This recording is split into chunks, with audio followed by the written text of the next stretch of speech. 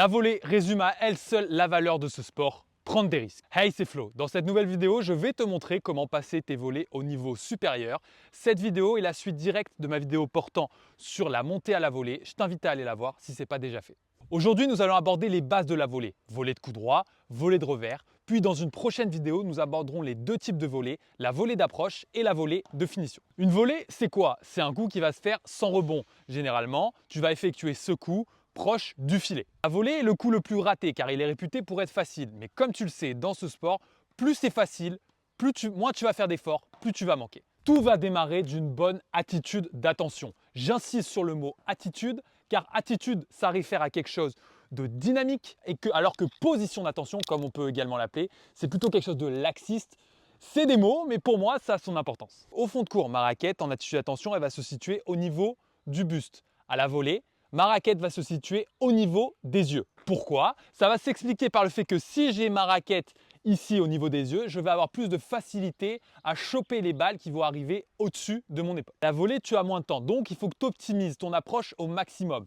Donc ici, là, ma raquette au niveau des yeux, mes jambes, elles sont fléchies, mes bras sont décollés du buste pour avoir quand même de l'espace et je suis prêt à recevoir la volée. J'écarte mes pieds un peu plus que la largeur de mes épaules pour être le plus stable et le plus explosif quand la balle va arriver à moi. Main droite en bas du manche en prenant une prise continentale à marteau. J'opte pour la prise continentale parce que c'est une prise qui va me permettre de donner un effet un petit peu rotatif, un effet slicé, donc qui vont sortir les volées un petit peu du cours et ça va être plus difficile du coup pour mon adversaire de les lire. Je suis donc en position et c'est à partir de ce moment-là que l'erreur peut survenir. Quelle est la différence entre cette position et celle-là? Tu as trouvé, ça va être l'orientation de mes épaules. Même si à la volée, tu n'as pas besoin d'avoir beaucoup d'amplitude, tu dois éviter ce que j'appelle ici les volées boucliers. C'est des volées où tu ne vas pas avoir de contrôle, où tu vas pouvoir taper la balle. Ici, ça va juste être du réflexe. Tu vas avoir aucune plus-value dans ta balle. Il me faut donc cette orientation des épaules. Épaules, hanches et raquettes se trouvent dans cette position.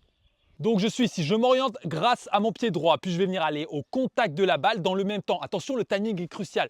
C'est-à-dire que là, mon pied droit ici, il va se tourner, puis je vais aller au contact en posant mon pied gauche. Tu vois qu'il n'y a pas de temps de pause. Je suis ici, là, bien fléchi, là. Je tourne, là, et je vais chercher avec mon pied gauche. Si je marque un temps de pause, je vais perdre en tempo, je vais perdre en timing et ma volée elle sera beaucoup moins efficace. Tu notes que c'est cette jambe qui passe devant pour avoir un maximum d'explosivité et de projection vers la balle. À la volée, pas d'amplitude. Je dois réussir à être solide en étant stable à l'impact. Donc, tu vois que là, mon bras, il va être décollé du corps. Si je fais ma volée en étant comme ça va être très difficile. Non, je vais ici, là, je décolle mon bras du corps et j'y vais. Tu vois que cette distance-là par rapport au buste, elle est essentielle. Si tu as du mal au début à ne pas descendre ta tête de raquette, tu peux t'aider de l'autre main, ici en soutenant là mon poignet, ici, tu es là avec ton partenaire qui va t'envoyer des balles. Je suis ici, je pose le bon pied et bam, je suis à l'impact. Tu vois qu'ici, ça me permet de moins descendre ma tête de raquette. Bien sûr, ce n'est pas révolutionnaire. Tu peux aussi t'attacher, pourquoi pas, les mains. Mais là, ce qui va être important, c'est ça. Je suis là, ici, ok, je suis là, je tourne et bam. Tu vois vraiment que je dois être stable à l'impact. S'il se passe ça, c'est cuit, c'est mort. Cet effet rotatif, cet effet slicé, on n'en veut surtout pas. Tu crois que si tu fais ça, tu vas pouvoir choper des zones, etc. Ben non, pas du tout. C'est complètement hors de propos. S'il se passe ça, là, si à ta volée, il se passe ça, là, tu vois qu'ici, je vais perdre complètement le contrôle.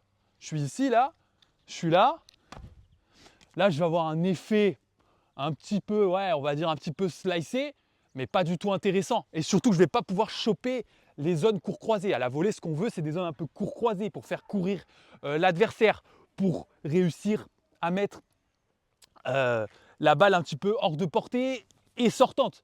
Donc si j'ai ça, ça ne va pas être bon du tout. La volée de coup droit, c'est maîtrisé. On passe maintenant à la volée de revers. Cette volée-là, on envoie à toutes les sauces. Volée sans soutenir avec la main gauche, volée façon sabre laser avec deux mains façon Obi-Wan Kenobi. Ce qu'on veut, c'est réduire ça, réduire ça. Je vais te montrer comment réaliser une volée à une main. Donc je vais être ici. Ok, donc c'est un peu le même principe que la volée de coup droit, bien entendu. Donc je vais être là, ok, ici. Donc tu te rappelles l'attitude d'attention, le trait d'union, le départ l'arrivée de chaque frappe. Ok, je suis ici, là. Donc, j'oriente mes épaules grâce à mon pied gauche cette fois-ci, ou droit si tu es droitier. Je suis là, j'oriente mes épaules et cette fois-ci, tu l'as deviné, ça va être mon pied droit qui va venir devant pour me permettre ici de trouver une trajectoire intéressante. On le voit un peu plus sur cette volée, ce dont j'ai parlé sur la volée de coup droit, cette espèce de chop ici, là où la tête de raquette elle descend et du coup je suis ici, pouf, je me retrouve avec la raquette en bas. On veut vraiment éviter ça. Ce qu'on veut, tu le vois chez les professionnels, ils sont ici, là ils posent le pied, pam, et là l'impact, la raquette, elle doit rester toujours au-dessus de la main, très important. Si ici ça descend, c'est pas bon. Non, la raquette, elle reste toujours au-dessus de la main, au-dessus de mon poignet. Si la balle, elle est basse, on le verra dans une prochaine vidéo avec les volées d'approche, mais si la balle, elle est basse, c'est moi qui descends la jambe, ok? Mais ma raquette ne doit jamais se retrouver telle qu'elle. Bien sûr, si c'est une volée réflexe, c'est compliqué. Hop, tu reçois une balle un peu à 110 km/h, pouf, là, ok.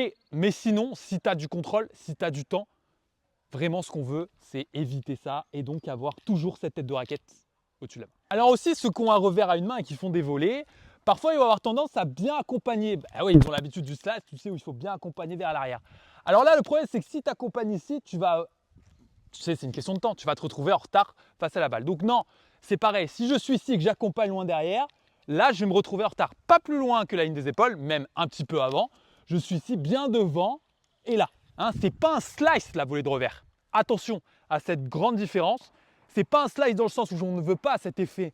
On veut l'effet rotatif, mais grâce à la stabilité à l'impact, grâce à l'orientation du tamis vers la zone. Mais certainement pas grâce au poignet qui descend, grâce à l'amplitude derrière. Non, ce n'est pas un slice, ok? Ce n'est pas un chip and charge, non, ce n'est pas un slice. Donc, je suis ici, là, je suis là, là, et si je veux trouver la zone, c'est l'orientation de mon tamis. Volée de coup droit, volée de revers, tu disposes désormais de toutes les bases pour développer une volée solide dans tes entraînements, dans tes matchs.